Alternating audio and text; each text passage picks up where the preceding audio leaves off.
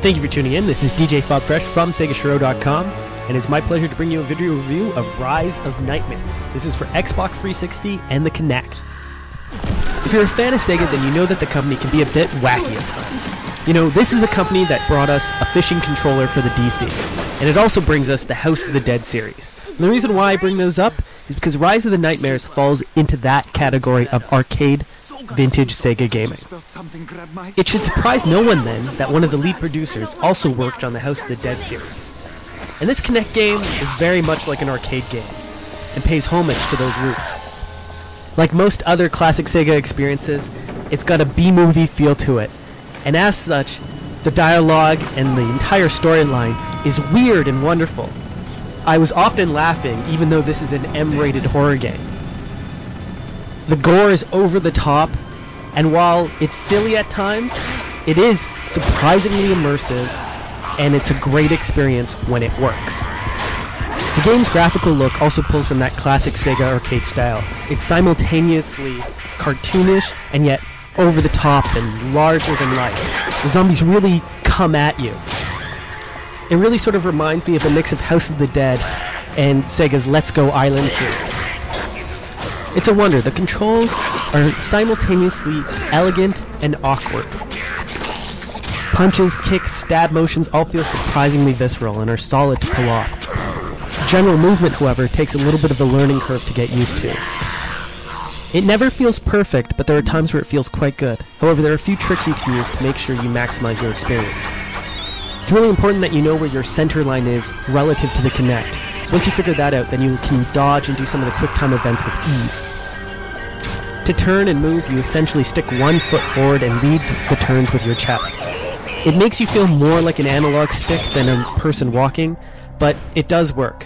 One trick I would suggest doing is actually going into the options menu and changing the speed of your turns. This actually helped me quite dramatically. Sega has also filled the game with all sorts of situational moments, such as standing still as a monster approaches, or covering your ears. Now these are quite fun and make use of Kinect's advanced tracking abilities. On occasion, there are moments when the Kinect actually has trouble tracking whether you want to move forward or backwards, particularly after a cutscene. Now this is usually righted by standing still and then stepping forward again. However, that small little bit of extra movement sometimes pulled me out of the experience.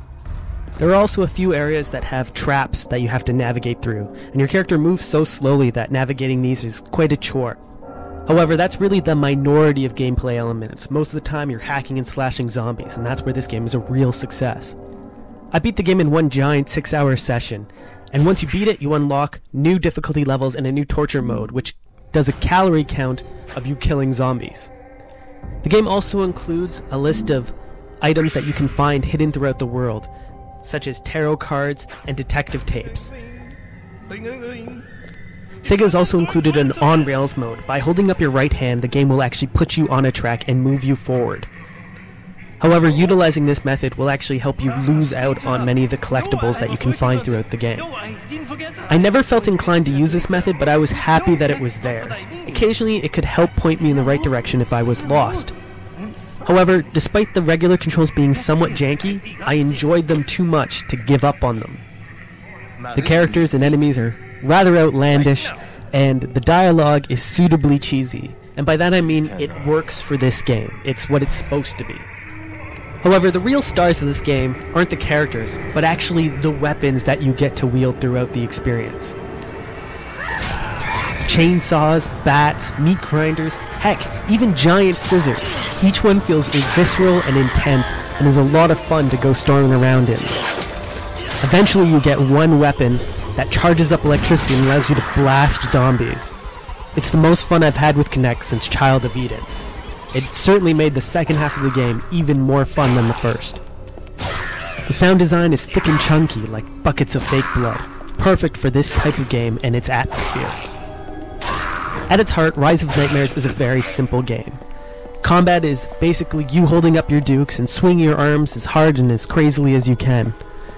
There's something deeply satisfying by that kind of simple gameplay. Personally, I just loved kicking these things across the room and watching them explode. That said, it's not an experience that everyone will enjoy. It's kind of like a carnival ride. Some people will never get a handle on the controls, but it's definitely a game that is worth trying. Like Sega of old, it's recklessly innovative. It's also a good bit of fun too. This is DJ Fobfresh signing out, saying keep on gaming.